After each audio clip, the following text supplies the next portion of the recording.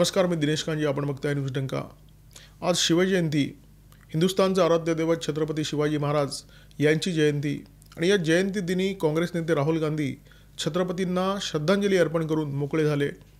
अहो, आज जयंतीचा दिवस आहे. आज अभिवादन करायचं असतं. तुम्ही मुजरा जरी केला असता तरी लोकांनी कौतुक केलं असतं. परंतु मनात जिथे भाव नसतो, श्रद्धा नसते, तिथे तुम्ही जेव्हा निव्वळ औपचारिकता पार पाडायला जाता तेव्हा अशा प्रकारच्या चुका होतात. महाराष्ट्राचा इतिहास, मराठ्यांचा इतिहास, छत्रपतींचा इतिहास म्हणजे धगधगतं यज्ञकुंड आणि हा इतिहास राहुल गांधी यांच्यासारख्यांना पेलवणारा नाही आहे. कारण हा इतिहास इस्लामी आक्रमकांचं कंबरड मोडणारा इतिहास आहे. हा इतिहास मुघलांचं तख्त फोडणारा इतिहास आहे. हा इतिहास जर तुम्हाला समजून घ्यायचा असेल, हा इतिहास जर तुम्हाला मस्तकी धरायचा असेल तर तुमचं रक्त, हृदय आणि मन अस्सल भारतीय असावं लागतं. काँग्रेसच्या ज्येष्ठ नेत्यांच्या मनामध्ये छत्रपती शिवाजी महाराजांबद्दल कधीच श्रद्धाभाव नव्हता. विशेष करून गांधी नेहरू परिवाराबद्दल मी बोलतोय. जर तो असता तर दिल्लीतल्या तमाम प्रमुख रस्त्यांची नावं मुघलांच्या खानदानाला बहाल करण्यात आली नसती. Humayun road, Akbar road, Babur road, Aurangzeb road हेच रस्ते दिल्लीमध्ये तुम्हाला दिसतात. मोदी सरकार आल्यानंतर ही नावं बऱ्या प्रमाणामध्ये बदलण्यात आली. काँग्रेसवाल्यांनी एखाद्या रस्त्याचं नाव तरी छत्रपती शिवाजी महाराज मार्ग असं ठेवलं असतं तर त्यांच्या मनामध्ये छत्रपतींबद्दल थोडा तरी आदर आहे हे स्पष्ट झालं असतं. दिल्लीमध्ये तर छत्रपतींचा पुतळासुद्धा नव्हता. अटल बिहारी वाजपेयी देशाचे पंतप्रधान झाल्यानंतर संसदेच्या आवारामध्ये छत्रपतींचा अश्वारूढ पुतळा उभारण्यात आला. हक्काची मुस्लिम मतपेढी दुखावेल म्हणून काँग्रेसवाले छत्रपतींचे नाव घ्यायला तयार नसत. अकबर त्यांच्या दृष्टीने सोयीचा होता. परंतु गेल्या काही काळामध्ये देशाची हवा अशी काही बदलली आहे की पूर्वी फक्त अजमेरच्या दर्ग्यात जाऊन माथा टेकणारे आता मंदिरातसुद्धा जाऊ लागलेले आहेत. पूर्वी फक्त जामा मशीदच्या इमाम बुखारीसोबत गुटुरगू करणारे, अकबराचा जय जयकार करणारे आता छत्रपती शिवाजी महाराजांच्या पुतळ्याच्या अनावरणाचं निमंत्रण स्वीकारताना दिसत आहेत. मनात असो नसो राहुल गांधी यांच्यासारख्या नेत्यांना छत्रपतींच्या पुतळ्यासमोर नतमस्तक होताना जनता पाहते. आणि मनात नसताना तुम्ही जेव्हा एखादी गोष्ट करता तेव्हा जयंतीच्या दिवशी श्रद्धांजली अर्पण करण्यासारख्या चुका होतातच. माणसं बदलत नाहीत असं नाही आहे. माणसं बदलतात, त्यांचे विचारसुद्धा बदलतात. पूर्वी जे नव्हतं ते आता होऊ शकतं. राहुल गांधी शिवभक्त होऊ शकतात, परंतु ही शिवभक्ती त्यांना सिद्ध करावी लागेल. महाराष्ट्रामध्ये अनेक गडकिल्ल्यांवर अतिक्रमण झालेली आहेत आणि ही अतिक्रमणं हटवली जाणार अशा प्रकारची घोषणा महाराष्ट्राचे मुख्यमंत्री देवेंद्र फडणवीस यांनी केलेली आहे. ही अतिक्रमणं हटवण्यासाठी त्यांनी टास्क फोर्सची स्थापना केलेली आहे. त्यांनी सांगितलं आहे की महाराष्ट्रातले गडकिल्ले ही आमची मंदिरं आहेत आणि या मंदिरांवर कोणत्याही प्रकारची अतिक्रमणं आम्ही सहन करणार नाही. आणि याच्यामध्ये विशाळगडावर जो दर्गा आहे, सय्यद मलिक रेहान मीरासाहेब दर्गा, या दर्ग्याचं अतिक्रमणसुद्धा याच्यामध्ये सामील आहे. पूर्वी हा दर्गा छटाकभर होता, परंतु नंतर अनधिकृत बांधकाम करून हा दर्गा आडवा तिडवा पसरलेला आहे आणि या दर्ग्यावरसुद्धा आता हातोडा चालणार आहे. जेव्हा हा हातोडा चालेल तेव्हा काँग्रेसवाल्यांनी या कारवाईला साथ द्यावी. बस त्यांच्या मनामध्ये शिवभक्ती आहे हे महाराष्ट्राची जनता मान्य करेल. हल्ली ज्या विषयावर कणभरसुद्धा माहिती नाही आहे त्या विषयावरसुद्धा राहुल गांधी अगदी बिनधास्त बोलतात. सांगलीमध्ये जेव्हा ते शिवपुतळ्याचं अनावरण करण्यासाठी आले होते तेव्हा त्यांनी छत्रपती शिवाजी महाराजांच्या विचाराबद्दल सविस्तर भाषण दिलं. ते म्हणाले की महाराज असं म्हणायचे की हा देश सगळ्यांचा आहे आणि आपल्याला सगळ्यांना सोबत घेऊन चालायचं आहे.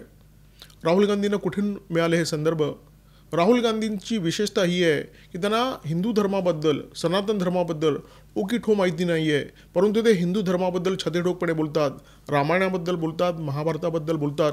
तसेच ते सांगलीत जाऊन छत्रपती शिवाजी महाराजांच्या विचारांबद्दलसुद्धा बोललेले आहेत. त्यांनी हे संदर्भ कुठून मिळवले एवढंच फक्त त्यांनी स्पष्ट करण्याची गरज आहे. मुळात हा देश सगळ्यांचा नाही, तो कधीच नव्हता आणि हा देश गद्दारांचा तर नाहीच नाही आहे. काँग्रेसची रणनीती काही आहे तर बांगलादेशींचा सुद्धा हा भारत आहे, रोहिंग्यांचा सुद्धा हा भारत आहे. या सगळ्या घुसखोरांना भारताच्या उरावर बसून काँग्रेसला त्यांच्या मतांवर सत्तेची फळं चाखायची आहेत आणि त्यामुळे काँग्रेस नेते अशा प्रकारची बकवास करत असतात. छत्रपती शिवाजी महाराजांना सेक्युलरिझमच्या मखरामध्ये बसवण्याचा प्रयत्न करत असतात. छत्रपती शिवाजी महाराजांचे हे विचार कधीच नव्हते. जर ते असते तर त्यांनी इस्लामी आक्रमकांना हुसकून लावण्यासाठी हातामध्ये शस्त्र धरलं नसतं आणि ते शस्त्र हजारो लोकांनी हाती धरावं म्हणून त्यांना प्रेरणा दिली नसती. छत्रपती शिवाजी महाराजांचे विचार हे काँग्रेसच्या बोगस सेक्युलरिझमसारखे नव्हते. जर ते असते तर त्यांनी हिंदवी स्वराज्य स्थापन करण्याची घोषणा कधीच केली नसती. हाती भगवा झेंडा धरला नसता आणि ते इस्लामी आक्रमकांशी लढले नसते. छत्रपती शिवाजी महाराजांची हीच ओळख आहे, परंतु ही ओळख पुसून त्यांच्यावर हिरवी पुटं चढवण्याचा प्रयत्न, त्यांना सेक्युलर बनवण्याचा प्रयत्न काँग्रेस नेते सातत्याने करत असतात. कारण छत्रपती शिवाजी महाराजांची जी मूळ ओळख आहे ती काँग्रेसला परवडणारी नाही आहे.